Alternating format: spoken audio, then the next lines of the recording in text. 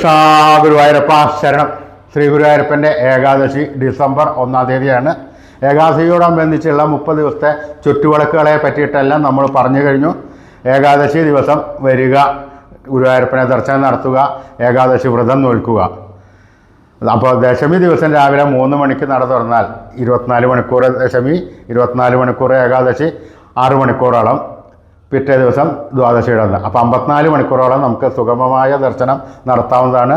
ഉദയാസ്തമന പൂജ ഉണ്ട്, അതിൻ്റെ ഇടയിൽ നട അടയ്ക്കുക തുറക്കുക എന്നുള്ള ചില സംഗതികളുണ്ട്. അതുകൊണ്ട് കുറച്ച് ക്ലേശമുണ്ടാവും ആ സമയത്ത്. എങ്കിലും 54 മണിക്കൂർ നട തുറന്നിരിക്കുന്നത് കൊണ്ട് എല്ലാ ഭക്തന്മാർക്കും ദർശനം നടത്താവുന്നതാണ്. രാവിലെ 8 മണിക്ക് എഴുന്നള്ളിപ്പുണ്ട്. 6:30 മുതൽ 8 വരെ കാഴ്ച ശിവേലിയുണ്ട്. അതിനുശേഷമാണ് ഉദയാസ്തമന പൂജ നടക്കുന്നത്.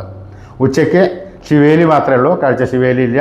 രാത്രി 10 മണിയോടുകൂടി ഭഗവാന്റെ ചുറ്റുവിളക്ക്, ഏകാദശി വിളക്ക് തുടങ്ങുന്നു. ആ സമയത്ത് ഇടയ്ക്ക് വാദ്യം, നാഗസ്വരം വാദ്യം വായിക്കുമ്പോൾ ആ ചുറ്റുവിളക്കിൽ ഒരു തിരിയെങ്കിലും ഒരു തിരി കത്തിക്കുന്നത് നല്ലതാണ്.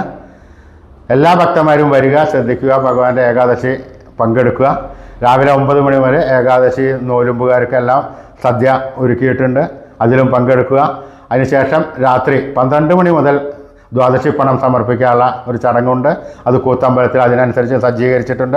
ദ്വാദശി പണം വെച്ച് കഴിഞ്ഞ് നമ്മൾ ഭഗവാന്റെ തീർത്ഥം സേവിച്ച് ഏകാദശി വ്രതം മുറിക്കുക. അപ്പോൾ എല്ലാ ഭക്തന്മാരും വരിക, ഭഗവാന്റെ ഏകാദശിയിൽ പങ്കെടുക്കുക. ഏകാദശി ദിവസം ദർശനം അത്യുത്തമമാണ്. പ്രതിഷ്ഠാദിനമാണ്, ഗീതാദിനമാണ്, അത്രയൊക്കെ ശ്രേയസ്കരമായ ദിവസങ്ങളാണ്. 30 മുക്കോടി ദേവതകളുടെയും സാന്നിധ്യം അന്നേ ദിവസം ഗുരുവായൂർ ക്ഷേത്രത്തിലുണ്ടാകും. അപ്പോൾ അവരുടെയും അനുഗ്രഹം നമുക്ക് കിട്ടുന്നതാണ്. എല്ലാവരും വരിക, പങ്കെടുക്കുക, ഭഗവാന്റെ അനുഗ്രഹം നേടുക. ഹരേ ഗുരുവായൂരപ്പ ശരണം.